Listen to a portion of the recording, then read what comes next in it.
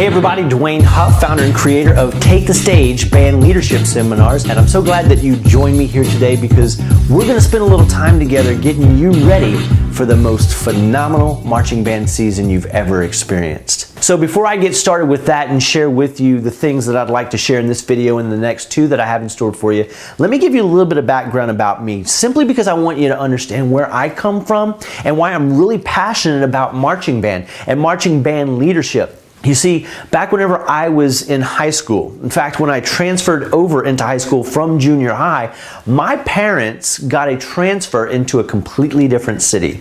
And so whenever I came into this new high school, I was a freshman who really knew only a few people by the time school started. And as you well know, the band, being that family or that family environment that it is, really saved me from the heartache and the headache of making that transfer into a new location. It was like I had an instant family, like I had an instant set of friends because I joined the band program. And so we have to realize as student leaders that the reason people join band, many of them join band because they're excited about music and because they want to develop themselves as musicians. But so many times, people come into our band programs because they want to belong to something that's bigger. They want to feel like they're part of something that matters, and they want to connect with other people, and it makes all the difference in their high school experience. And you as student leaders have a tremendous influence and a tremendous impact on that experience. And you know, so for me, whenever I came into this high school in this completely foreign city, I was eased into this experience through a marching band program, just like whenever you start your summer band camp. That was kind of my experience. And I didn't know really what to expect. I'd obviously never been in marching band. I'd just come out of junior high, and I'd only been playing my saxophone for 3 years. Well, the year progressed nicely, and I made my mark and showed that I could play my horn. But I was making more of an impression than that than I ever even realized. You see, at the end of my freshman year, my band director approached me and he said, "Dwayne, I've been having a conversation with your peers, and more importantly, I've been having a conversation with the drum major and the student conductor, who was more or less an assistant drum major." And he said, "You know, we feel like you would be an excellent student leader and maybe ready to take on that student conductor position. Would you be interested?" And you know, I have to admit, all that I knew about student leadership at that point is what I'd seen from that drum major and that student conductor. But I thought to myself, sure, I'll get involved. What do you need me to do? And this next part is huge because it shows how very thin threads get us into the place that we need to be. You know, for me, it was that they said, well, look, here's what we need you to do. We need you to go back to your hometown because they're holding a drum major camp there. Well, sign me up. They had me at back to my hometown. And so I ended up going back to this band leadership camp and this drum major camp where, lo and behold, the person that was leading that charge and the person that was the main event at this drum major camp was none other than the famous, the infamous Dr. Tim Lautzenheiser. And I got to spend not only one, but 2 summer sessions with Dr. Tim in the course of 2 years. And I also, throughout the course of my drum major experience, got to spend time and study with one of the most amazing drum major instructors, the late, great founder of Drum Major Academy, George Parks. Anyway, so that began my journey as a student leader. And I learned a lot of great things from Dr. Tim that I took and applied into my student leadership role. And I was a very successful student leader in that first set. And I don't mean that to say that I was perfect and that I did everything right, but I was able to take the things that I learned from Dr. Tim and apply them. And as a result, I had some success as a student leader, which ultimately led me to the next year being the assistant drum major, and then next year after that being the drum major. So there we go, 3 years of student leadership experience, sophomore, junior, and senior. But I wasn't quite done at that point because whenever I graduated from high school, I was invited to be the freshman drum major. In fact, I was the 3rd in the history of the entire school, only the 3rd freshman drum major ever hired to do the job. And it was at a school called Northeast. Now it's known as ULM, University of Louisiana Monroe. And I've got to be honest with you and tell you that there's a very, very good reason that there were only 3 freshman drum majors in the entire history of the country.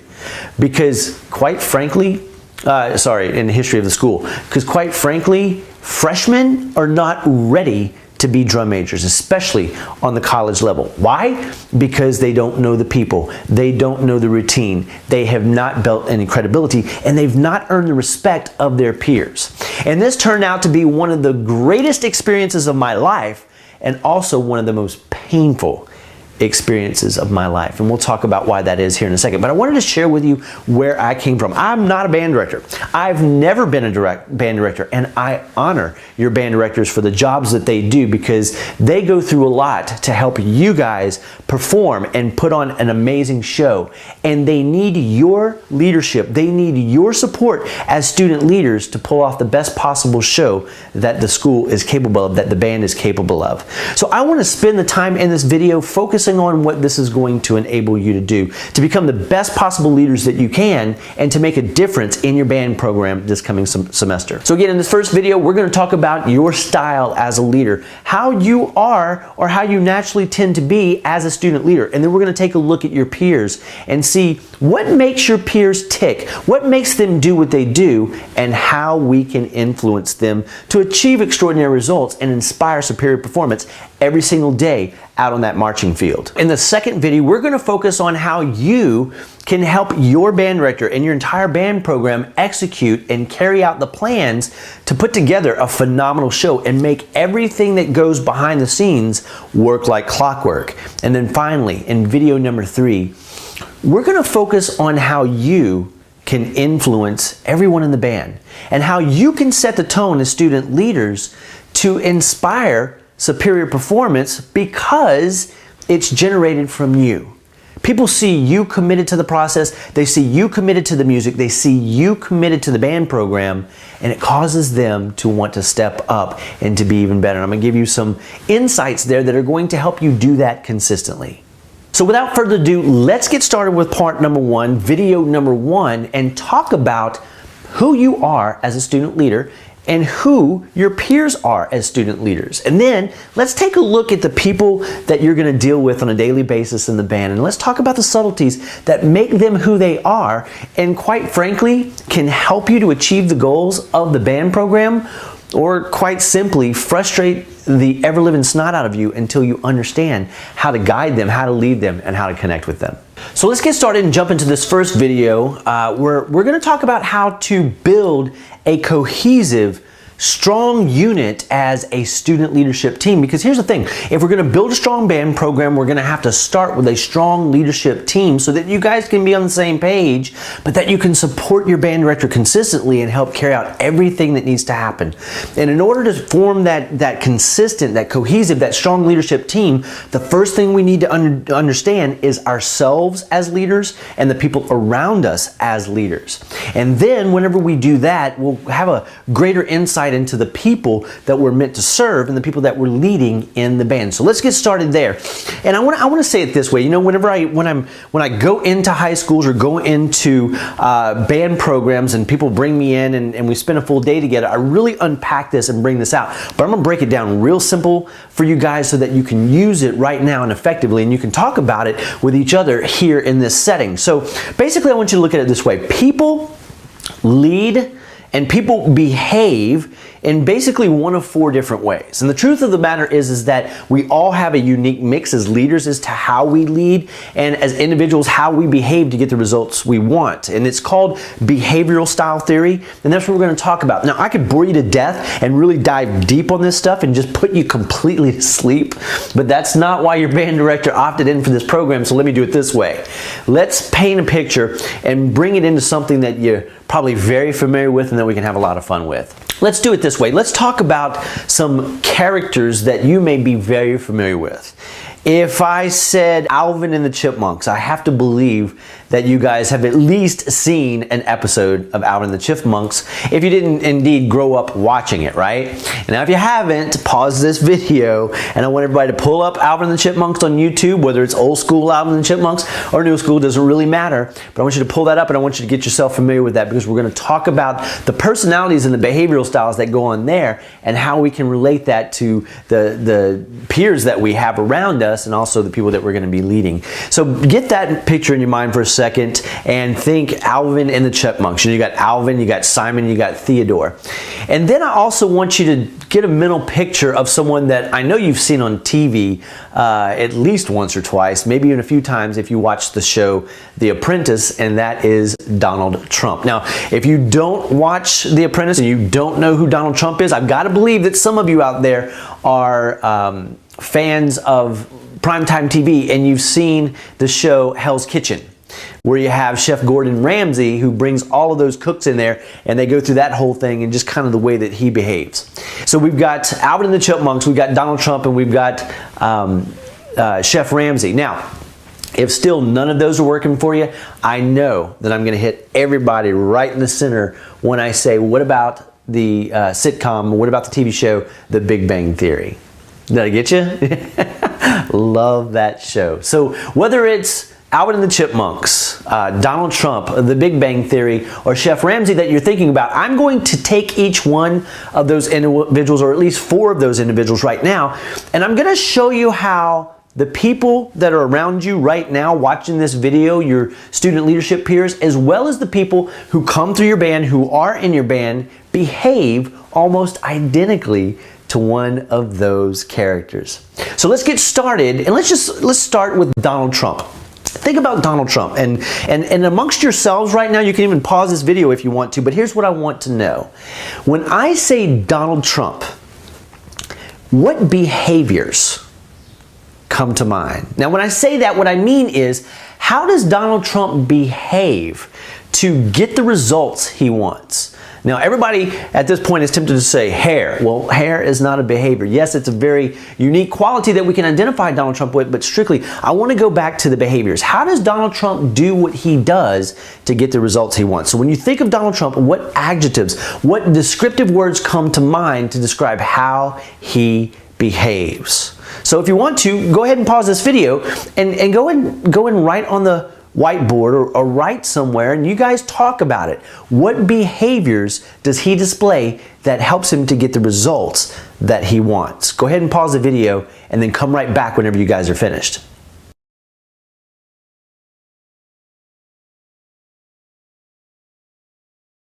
All right, so whatever you came up with in that, let me just kind of break it down for you. When you think about Donald Trump and the way that he gets the results, some of the things that I hear that describe Donald Trump are aggressive, assertive, dominant, decisive, demanding. You know, all of those things are adjectives that kind of describe how Donald Trump behaves to get the results he wants. And I hear sometimes people say things like he's rude, he's arrogant. And I have to dig a little bit deeper in there and say, okay, great, rude and arrogant, but that's kind of an opinion and kind of a judgment. What does he do that makes him rude? What does he do that makes him arrogant? And then they'll come up with things like he's so short and to the point. He's so demanding. He's so dictatorial. He's so dominant. You know, and so whenever you think about Donald Trump and all these adjectives that describe his behaviors, I want you to step back for a second. I want you to think about some of the people in your band, maybe some of the people that are with you right now, who kind of behave the same way Donald Trump does to kind of get what they want. Now, are they rude or mean people? No, I don't think they are intentionally. They just have this way of making quick, decisive decisions with the information that they have, and they'd rather not skate around the issue. They'd rather not delay things. They'd rather just get it done. And there's beautiful things about if we're leaders that have those type of qualities, it means we're able to take action and we're able to get things done. But the downside of that is that as a leader, if I'm that type of personality or that type of behavioral style, I'll also have a tendency to step around people or step over people or just go for the bullet, man. And I'm not really considering the feelings or thoughts and opinions of other people. So if you're a leader with that kind of quality, hey, those are strong qualities, but to an extreme, they can be a detriment. And so if you're a person who's dealing with people in the band and you're really having a conflict or you're not really understanding these type of people, step back and realize that these people are basically decisive, dominant, and direct. They value a couple of things that you need to know about. What they value is they value power and status. They want to be in control and they want to look important. And as a leader, if you can help them to get that, they truly will do whatever it is you need them to do. But just remember to put them in control and to give them some sort of power and responsibility so that they can feel important, so that they can look good, and so that they can make a contribution. And whenever these people are part of your band, it's important to know this so that when you approach them and you ask them to do things, you're not telling long drawn out stories, which drives them absolutely crazy. You're not loading them down with detail because they can't take it and they don't like it. And you're not being too sweet and soft with them because they look at you as being weak and they don't want to deal with you. So those are the Donald Trumps of the world. Maybe that's you as a leader. Maybe some of the people around you are the Donald Trump type of leader. But I'm sure you've got some of those people, many times in low brass, many times in upper brass or high brass, that are that personality. Matter of fact, that's the reason they play those instruments, is because they want to be in control. They want to be in charge. Just realize that you as a leader are going to have to understand how they tick and how they roll so that you can help them get the results that they want. The second person I want to look at, or the second character that I want to look at, I mentioned earlier, is Alvin from Alvin and the Chipmunks. Now let me ask you this question. Anytime you've seen an episode of Alvin and the Chipmunks, whenever Alvin gets out of control and steps just too far over the line or just really goes out of control, what does Dave always say to Alvin? Now, I heard you say it. I'm not even there. I heard you say it. So I want you to do it all together. Here we go. 1, 2, 3.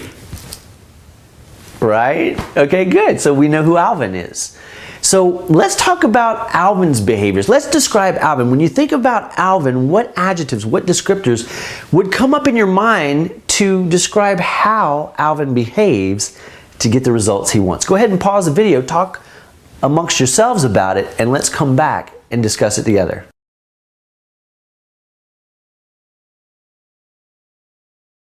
All right, great. So I love the Alvins of the world. You know what? They're outgoing, they're energetic, they're full of life, they're the life of the party. In fact, if you guys are having a party for your band and you have some Alvins in the room, you'll want to put them in charge of the party. I mean, think about it. These people are expressive. They've never met a stranger. You know, they've got a filter, but they just don't use it. It's like they assume the relationship. They're animated. They love to tell stories. They love to give analogies, and they'll just go on and on and on, but they're a lot of fun to listen to. They're a lot of fun to hang out with because they truly do bring life to the party. But the thing is that these people are very good starters. They're very creative. They have a lot of great ideas. They're very great starters, but they're very poor finishers. So if you put them in charge of something like a party or like the equipment room or like the uniform room, and you put them in charge of that by themselves, good luck. I mean, it's going to be a chaotic mess if it even gets finished.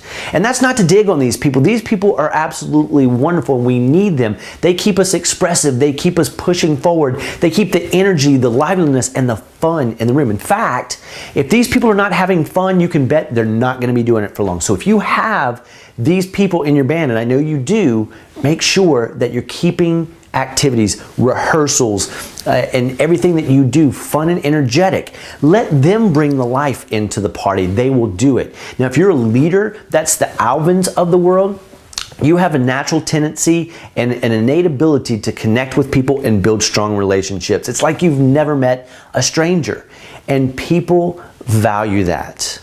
And I say that, but the Donald Trumps of the world can be very annoyed by you if you turn it on too thick. In fact, they get to a point where they don't trust you. So if you're the type of person who's very expressive, never met a stranger, and really is the life of the party, just remember to tone it down in the presence of some people so that they can feel included and they feel like they can trust you.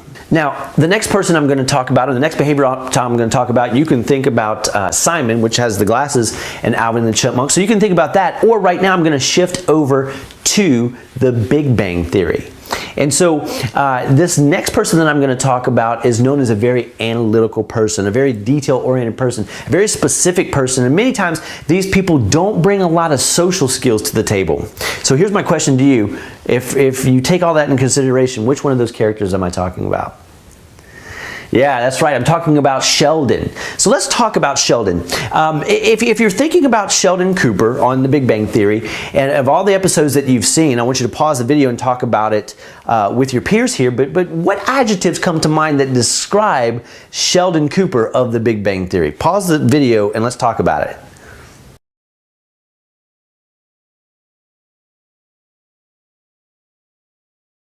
All right, guys, so what did you come up with? What are the descriptive words? What are the adjectives that describe the Sheldon Coopers of the world? The Sheldon Coopers in your peers that are around you, or the Sheldon Coopers that are out there in your band.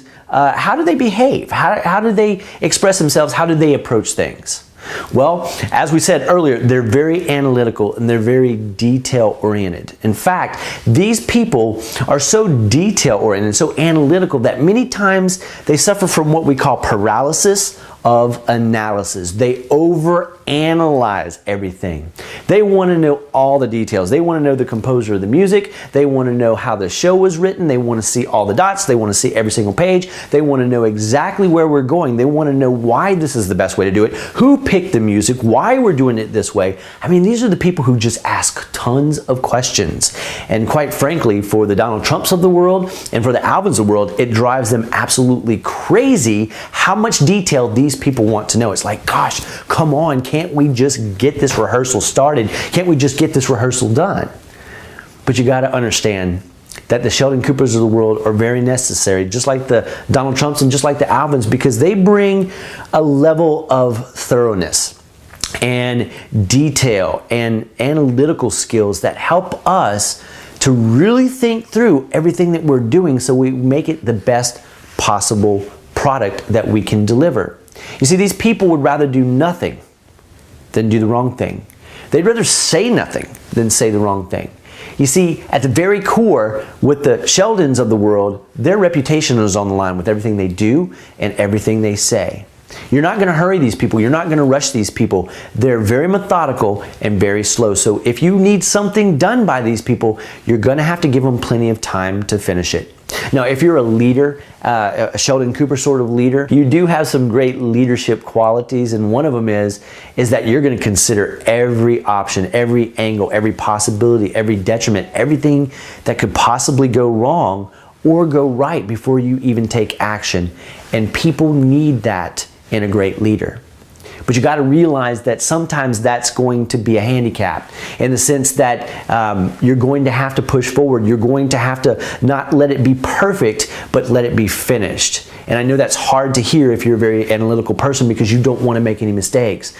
But just trust that the intention that you have in your heart as you go forward, people are going to understand that, trust and respect you.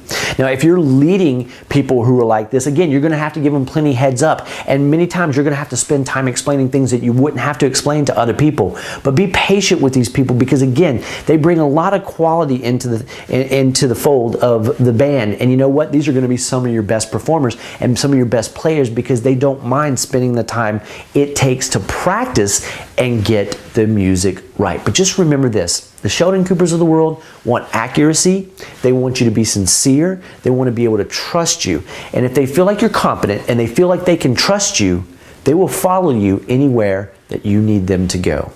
And finally, last but not least, let's talk about the Theodores of the world, Alvin, Simon, and Theodore. And let's also talk about another character on The Big Bang Theory, Leonard Hofstadter. Now, these are known as our guardians, our peacemakers, our amiable personalities or behavioral styles. And so here's why. Because these people are slow to know you and slow to leave you. They're loyal as the day is long. They're peacemakers. They're kumbaya. They're just very warm and fuzzy. They want everybody to get along. They hate conflict and they want everybody just to live in harmony. I mean, think about it. Would Theodore be out there front and center on stage without Alvin and Simon? No, he'd be hiding in the background. He hates to be the center of attention. Same thing with Leonard. I mean, you see how he's always running interference between Penny and Sheldon, right? Well, these people are the peacemakers, and they're the loyalists. These are the people who just want to be behind the scenes in your band and support the greater good. They don't need to be the showman. They don't need to be in control. They just want to be a part of that cohesive unit. They want to be a part of a team, and they will do things like, you know, fix water and bring water out to the field. They will fix the uniform closet and organize, you know, the instrument closet. You know, they're just the equipment room. I'm sorry, I was drawing a blank there. Right? These are the people who are long-suffering, who will do anything. So if you're that leader, people are going to value you because you care about them. Okay, so that's a very good, strong quality. You know, but the downside of that is that you have a hard time saying no, and so many people are going to take advantage of that, and you've got to be strong, and you've got to be firm, and you've got to say, no, this is what I'm able to do, and this is what I'm not able to do. You've got to keep those boundaries. Now again, if you have these people in your band, you have to realize that they're willing to go the distance, they're willing to do whatever it takes, and many times they join the band because they want to be part of a group, a family, a team. And it's really the satisfaction they take away from that. So don't take advantage of that as a leader. Nurture that, share that, leverage that, but show extreme appreciation to these people. And if you do, and they feel like they can trust you, they will follow you all the way into battle every single day. So hey guys, I've given you a quick, brief overview of how you tend to behave and respond as leaders, and also how the people in your band tend to behave. And I guarantee you that their primary behavioral style, the way they get most of the results that they want, is going to fall into the category of one of those 4 people that we talked about. And by the way, I forgot to share this. Other than Donald Trump, Chef Ramsay of Hell's Kitchen is also of the same type of personality. We call that the doer. But here's what I want to share with you. In the next video, now that we know all this information, what I'm going to do is share with you, well, now that I have this great information about myself as a leader and the leaders around me and the people that I'm working with, what do I do with that? How do I leverage that? How do I use that to become a more effective and consistent leader, and to help inspire superior performance at every given rehearsal, at every given practice, and at every given show that we have this coming marching season? So until I see you next time on the next video, take the information that I've just given you, talk about it with your peers here that you're watching this video with, and discuss the subtleties about some of the people that are in your band that maybe you've had some challenges and difficulties with, and maybe you're starting to see each other in a different light, where, you know, maybe you thought Sally was being mean, or you thought Jerry was being a jerk, and now you realize that no, they're just the Donald Trumps of the world.